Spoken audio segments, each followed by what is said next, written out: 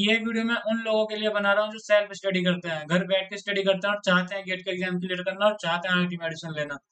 तो इस वीडियो को ध्यान से देखो जरा और इस वीडियो को समझो और जो मैंने इसमें बताया है उन चीजों को फॉलो करो। तब जाके मैं गारंटी देता हूँ आपका पक्का गेट का एग्जाम क्लियर होगा और आपका पक्का आईआईटी में एडमिशन होगा।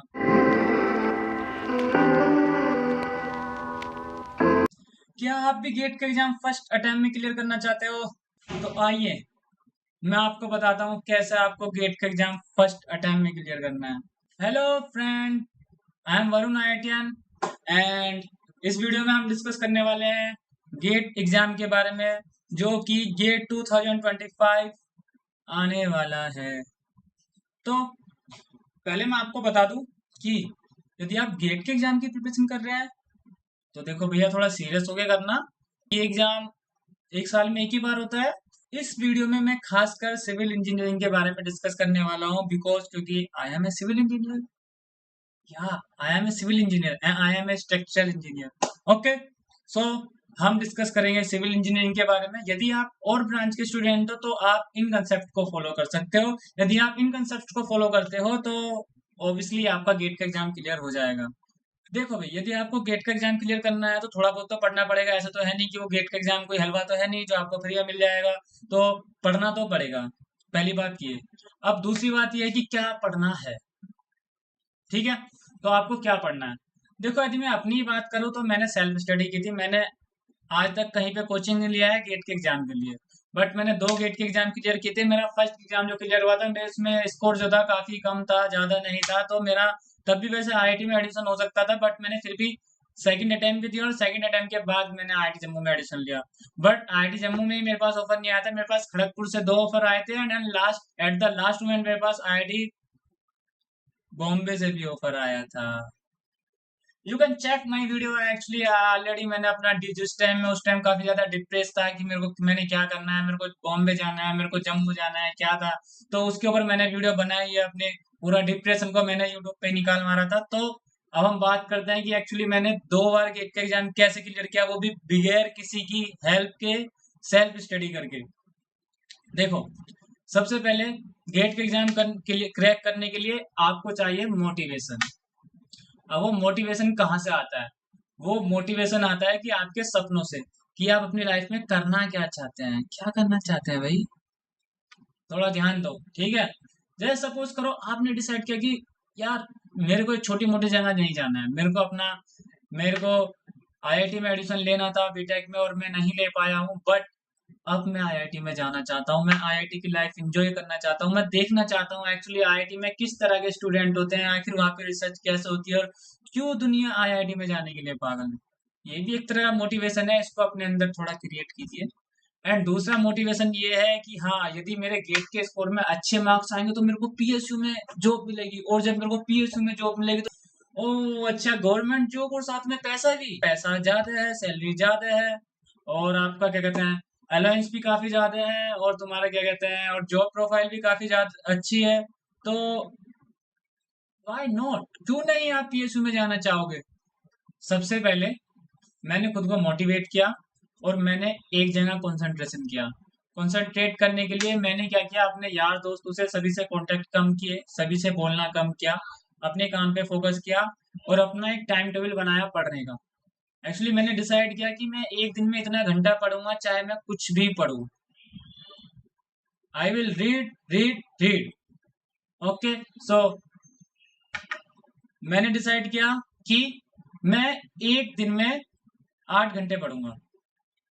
बट मुझे 8 घंटे में करना क्या है। एक्चुअली मैं बीटेक में फाइनल ईयर का स्टूडेंट हूँ, तो मेरे को अपना प्रोजेक्ट भी देखना है, ठीक है, और मेरे को अपना गेट के एग्जाम का सिलेबस भी देखना है, और मेरे को गेट का एग्जाम इसी अटेम्प्ट में क्लियर करना है। तो इस कंडीशन में मैं क्या करूंगा। इस कंडीशन में ऑप्शन आता है कि मेरे को अपना एक टाइम शेड्यूल ऐसा बनाना पड़ेगा ताकि मैं गेट का भी पढ़ सकूं, ऊपर से अपना बीटेक का भी पढ़ सकूं, और अपने छोटे मोटे घर के काम भी कर सकूं। बिकॉज क्योंकि सबके घर में घर वाले छोड़ते नहीं है किसी को भी, ये कर ले, वो कर ले, वो कर ले, ठीक है। तो मैंने अपने टाइम का एक शेड्यूल बनाया कि मैं 8 घंटे पढ़ूंगा। तो 8 घंटे पढ़ने के लिए मैंने क्या किया, मैंने मॉर्निंग का 2 घंटे मैंने मॉर्निंग के 2 घंटे दिए इंजीनियरिंग मैथमेटिक्स को। ठीक है, तो इंजीनियरिंग मैथमेटिक्स को मैंने सुबह के 2 घंटे दिए। उसके बाद मैंने फिक्स कर दिया कि मैं इसको लगातार जब तक मेरा गेट का एग्जाम नहीं होगा तो मेरे सुबह के 2 घंटे इंजीनियरिंग मैथ के ही रहेंगे। वाई? बिकॉज क्योंकि भाई इंजीनियरिंग मैथ आती है, कितने मार्क्स की आती है इंजीनियरिंग मैथ? भाई 15 मार्क्स की। 15 की तो आती है, कभी कभी 17 की भी आती है। प्रोबेबिलिटी के 2 क्वेश्चन आ जाते हैं एनवायरमेंट में से निकल के, तो 17 नंबर काफी होता है। ठीक है, एक सब्जेक्ट में ही जो आएंगे ही आएंगे। तो इसलिए मैंने इंजीनियरिंग मैथ को अपना कितना टाइम दे दिया, पूरा का पूरा 2 घंटे डेली। ठीक है, चाहे मैं 4 महीने पढ़ूं 5 महीने पढ़ूं, 2 घंटे इंजीनियरिंग मैथमेटिक्स पढ़ूंगा ही पढ़ूंगा। ठीक है, उसके बाद फिर मैंने बाकी का 1 घंटा दिया किसको, एप्टीट्यूड को। मतलब कि 2 घंटा सुबह पढ़ने के बाद ब्रेक लिया, आधे घंटे का 1 घंटे का, उसमें फ्रेश होना, घूमना, जो भी है इन्वायरमेंट में थोड़ा अच्छी ठंडी ठंडी हवा लेना। उसके बाद फिर बाद में मैंने 1 घंटा टाइम दिया एप्टीट्यूड को कि मेरे को 1 घंटा एप्टीट्यूड पढ़ना है। ठीक है, एप्टीट्यूड में मैं थोड़ा इंग्लिश पढ़ता था, और बाकी तो आपका क्या होता है कि मतलब थोड़ी बहुत इंजीनियर वो क्या कहते हैं मैथ की एप्टीट्यूड पढ़ता था, और आपके क्या कहते हैं मतलब एप्टीट्यूड की बुक थी मेरे पास, मैं एप्टीट्यूड में से पढ़ता था। सिंपल सी बात है, एप्टीट्यूड तो काफी बड़ा है। ठीक है, तो 1 घंटा में एप्टीट्यूड पढ़ता था। तो मॉर्निंग में 3 घंटे 3 हर्स मेरे फिक्स थे। सुबह के टाइम 4 बजे उठना है, 4 से 6 बजे तक पढ़ना है, 6 से 6:30 7 बजे तक ब्रेक लेना है, 7 बजे के बाद फिर 8 बजे तक पढ़ना है। ठीक है, तो सुबह के कितना हो गया, 4 बजे से लेके 8 बजे तक का पूरा रूटीन हो गया, और 3 घंटे मैंने स्टडी की। ठीक है, 8 बजे के बाद मैं क्या प्लान करता हूँ कि मेरा 9:30 बजे का कॉलेज है, तो अपना खाना खाऊंगा, तैयार होऊंगा, 9:30 बजे कॉलेज के ड्रेस पहनूंगा और मुंह उठा के निकल लूंगा कॉलेज के लिए। ठीक है, अब इस टाइम में मैं कॉलेज के लिए जाता था, फिर कॉलेज में जाके आने के बाद वहां से मैं कब आता था, 3 बजे। ठीक है, वहां से मैं 3 बजे अपने कॉलेज से आता था, कभी कभी 5 बजे भी आता था। तो मेरा फिक्स होता था कॉलेज से जस्ट जाने के बाद घर पे क्या करना है। कॉलेज से जस्ट जाने के बाद मेरे को क्या करना है, मेरे को अपने जो मैंने मतलब कुछ सब्जेक्ट डिसाइड किए जो मेरे को कवर करने थे। अब इन सब्जेक्ट को डिसाइड करने के लिए मैंने इतना लंबा चौड़ा शेड्यूल बनाया था भाई, मतलब कि इतनी कैलकुलेशन की थी कि कैसे मैं क्यूट का एग्जाम फर्स्ट अटेम्प्ट में क्लियर करूँ, फर्स्ट अटेम्प्ट में क्लियर करूँ, कैसे करूँ कैसे करूँ कैसे करूँ। इसके लिए मैंने बहुत मेहनत की। मैंने सारे के सब सारी की सारी साइट्स पे जाकर सर्च किया, मेड पे गया, सभी पे जाके मैंने देखा कि पिछले 20 साल में आखिर किस बुक में से कितने क्वेश्चंस आ रहे हैं, कौन से क्वेश्चन ज्यादा आ रहे हैं, कौन से रिपीट्स हो रहे हैं, कौन सी बुक ज्यादा ठीक रहेगी पढ़ने के लिए। और इसका रिजल्ट निकल के आया फाइनली कि मेरे को सबसे ज्यादा इन्वायरमेंट एंड ट्रांसपोर्टेशन पे फोकस करना चाहिए। ठीक है, देखो इस इतने ज्यादा सब्जेक्ट नहीं पढ़े जा सकते आपके बीटेक के साथ साथ। ठीक है, फाइनल ईयर में हो आप, तो ऑपरेशन प्राइवेट कॉलेज में थे, कोरोना ने लंका लगा दी थी, कोरोना में सब कुछ खत्म हो गया था, तो सब कुछ सेल्फ स्टडी करना था। तो मैंने डिसाइड किया मैं इन्वायरमेंट एंड ट्रांसपोर्टेशन पढ़ूंगा। और मेरे को पता था कि मेरी सर्वे अच्छी है, तो सर्वे का एक आधा क्वेश्चन मैं कर लूंगा, सर्वे को कम टाइम में रिवीजन कर लूंगा। तो मैंने फोकस किया इन्वायरमेंट पे। सो मैंने इन्वायरमेंट को पढ़ना शुरू किया, इन्वायरमेंट के फर्स्ट चैप्टर से लेके लास्ट चैप्टर को मैंने पढ़ा। और ऐसे ट्रांसपोर्टेशन में मैंने क्या कहते हैं फर्स्ट चैप्टर से लेके लास्ट चैप्टर तक पढ़ा। बट सच बताऊं तो मेरे को पूरा चैप्टर समझ में ही नहीं आया। मेरे को केवल ट्रांसपोर्टेशन के आधे चैप्टर समझ में आए, और इन्वायरमेंट के भी आधे चैप्टर समझ में आए।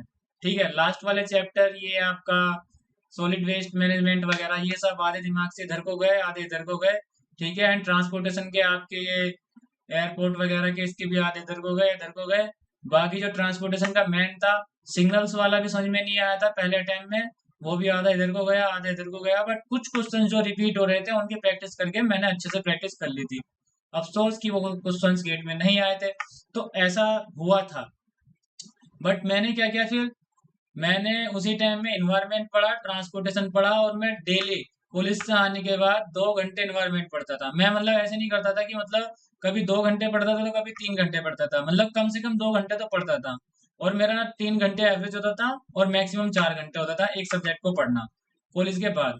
तो कॉलेज के बाद 3 घंटे पढ़ने के बाद मेरा टाइम खत्म। क्यों? बिकॉज क्योंकि मैंने सुबह 3 घंटे पढ़ लिया, बाकी के दोपहर को 3 घंटे पढ़ लिया, टोटल 6 घंटे पढ़ लिया मैंने किसका, गेट का सिलेबस। अब गेट का सिलेबस 6 घंटे पढ़ने के लिए देखो, 15 नंबर की तो एप्टीट्यूड हो गई। ठीक है, और 15 नंबर की आपकी इंजीनियरिंग मैथमेटिक्स हो गई। ठीक है, 15 दूनी 30।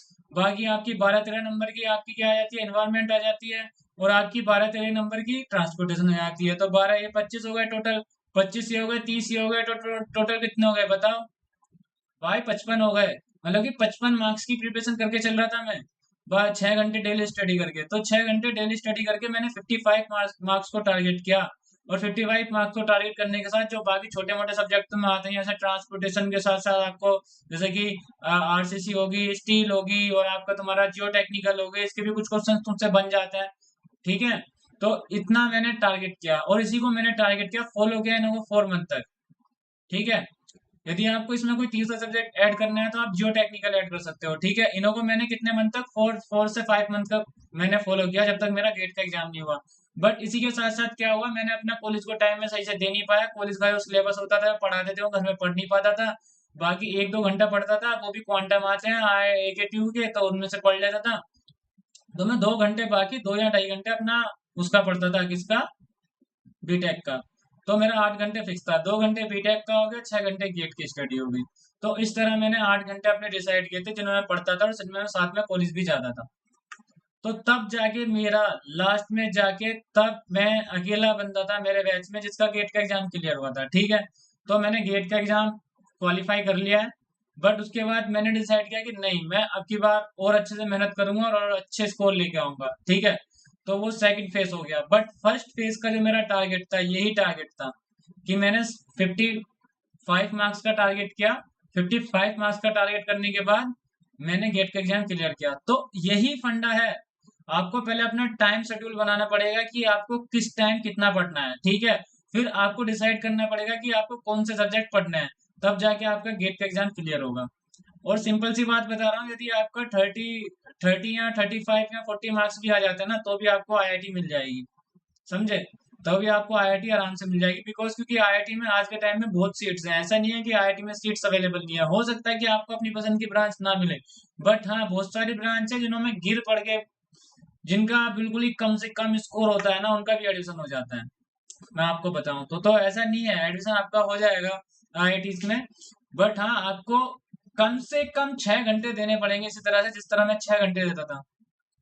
और एट द लास्ट मोमेंट आपको अपने जो बाकी का टाइम है, बिकॉज क्योंकि जब मेरे सेमेस्टर 7 सेमेस्टर के एग्जाम खत्म हो गए थे, तो उसके बाद फिर मैं गेट का ही पढ़ता था।